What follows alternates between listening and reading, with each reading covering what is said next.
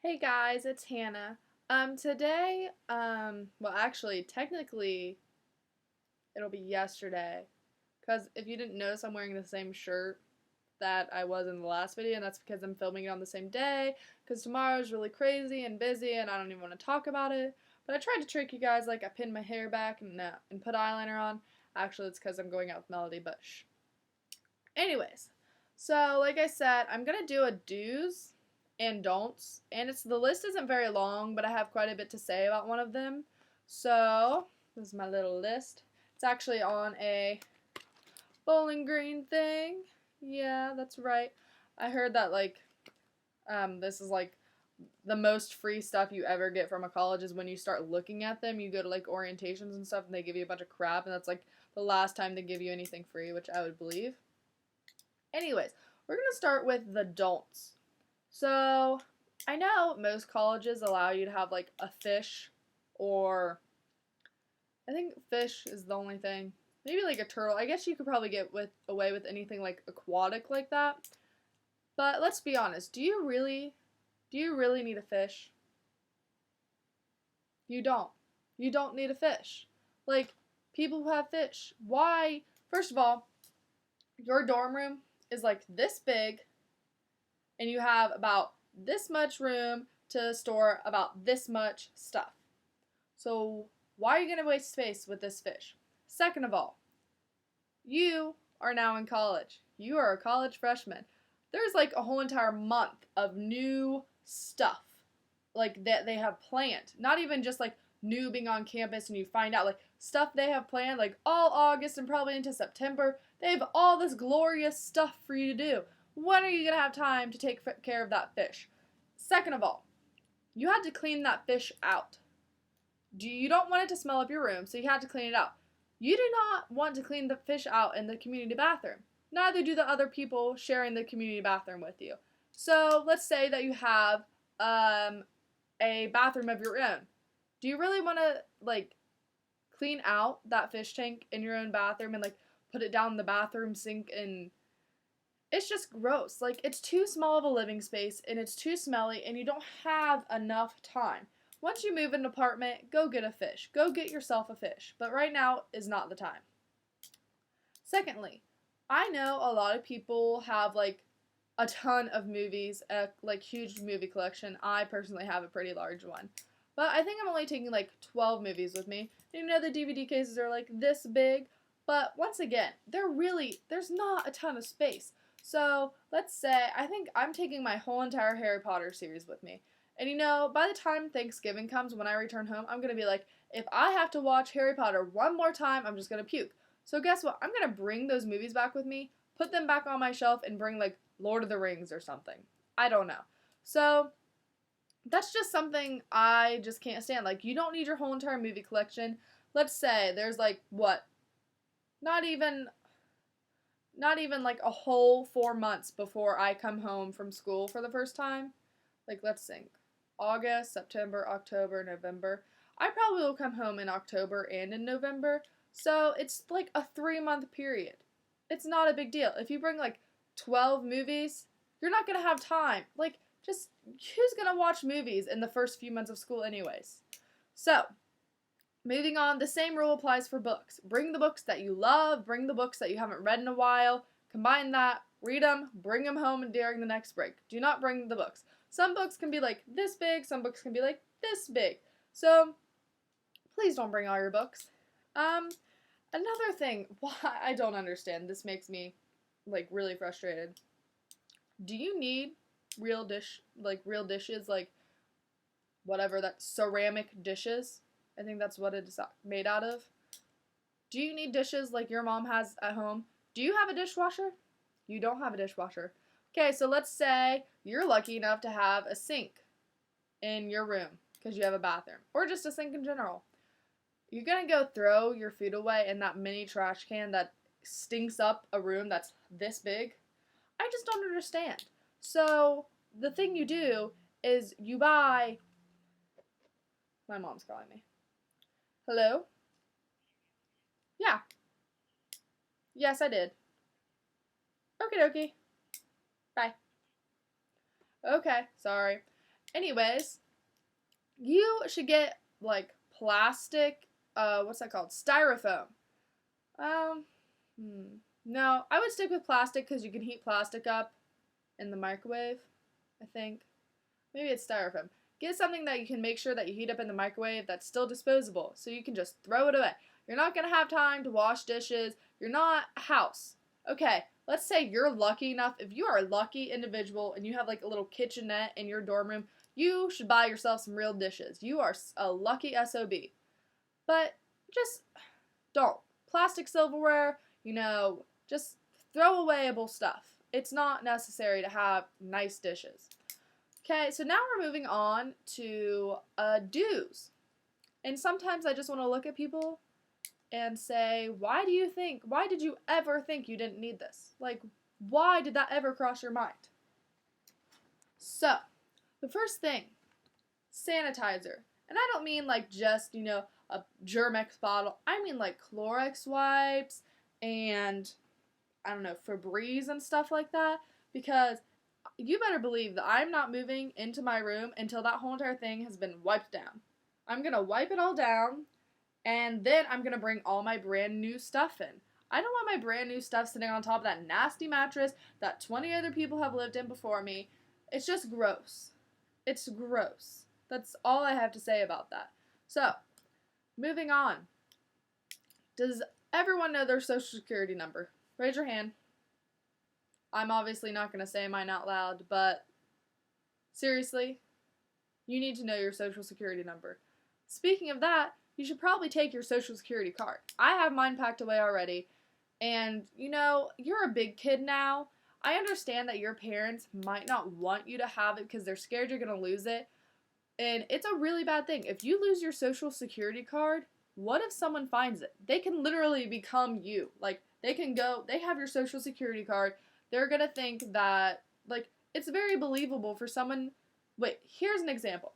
I go into the bank, and they ask me what I need, and I say, okay, I need to take out money. They say, what's your social security number? I tell them, and then they look it up. Okay, most of the time they check my ID too, but what if they don't? Or what if you're at, like, a way less classy place than just, like, a bank?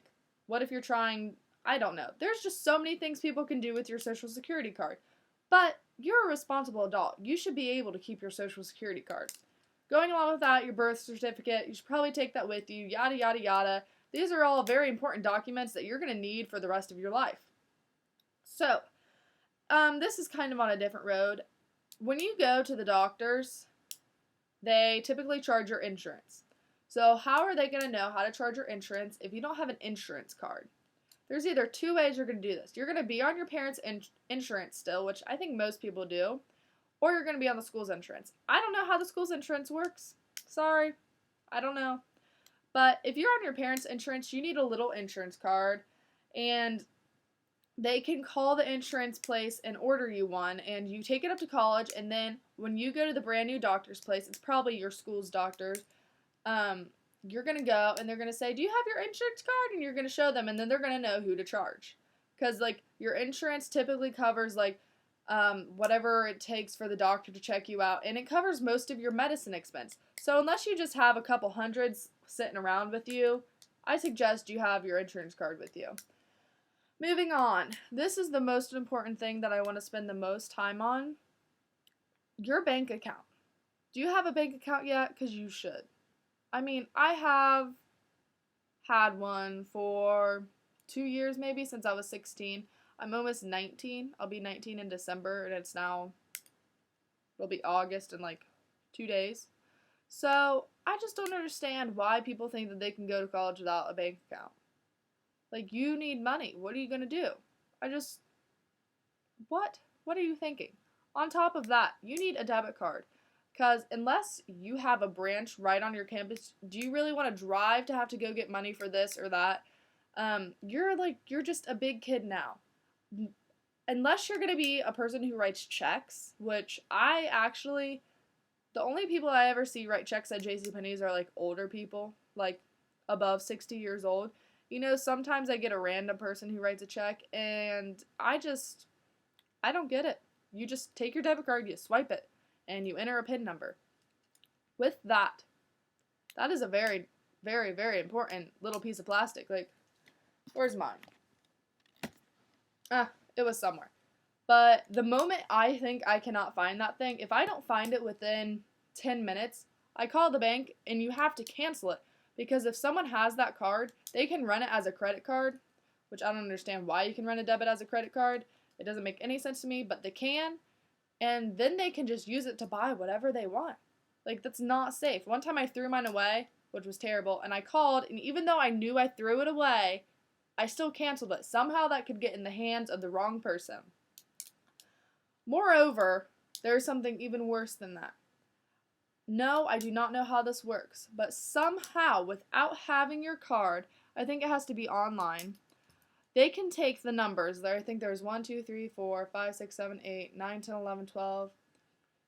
I think there's 16 numbers on a debit card, and they can just take those numbers and the expiration date, and all they have to do is, like, type that in and order something offline. I recently had this happen to me. I had 2 transactions of like $119 off some perfume site that someone tried to charge me my card for. I was like, whoa, I have my card. How are they doing this? I don't understand. And so I called the bank. I was like, listen, I don't understand what to do. This is concerning. So they tracked it down and they figured out that someone had my old debit card number that was supposed to be deactivated, but it didn't get deactivated for whatever reason. It was a weird, I don't know, it was crazy. And that the moment that they tried to charge it, like, it went through because they had all my information. So if I had not been checking my online bank account, I would have never like noticed that I had this random $119 charge on my bank account. So you need to be checking that. It was very easy to handle. It was like a 3-minute conversation on the phone. I explained what happened. They said they'd take the charges off right away and blah, blah, blah. And it was all fine. They're very helpful. They don't want their bank to have a bad name, so they're going to be really helpful. And this is just all about responsibility, guys. It's all about responsibility. When something like that happens, it's very terrifying. It's like, I was like, is someone stealing my identity? I don't understand. Because that was the first time that anything had happened to me like that. And guess what? I called the bank. It was a 5-minute conversation. Everything was over. They took care of it. They called me back when they told me this guy was in South California and he tried to buy something off like a bike website or something like that. And I don't know. It's crazy. People are mean out there. There are mean people out there.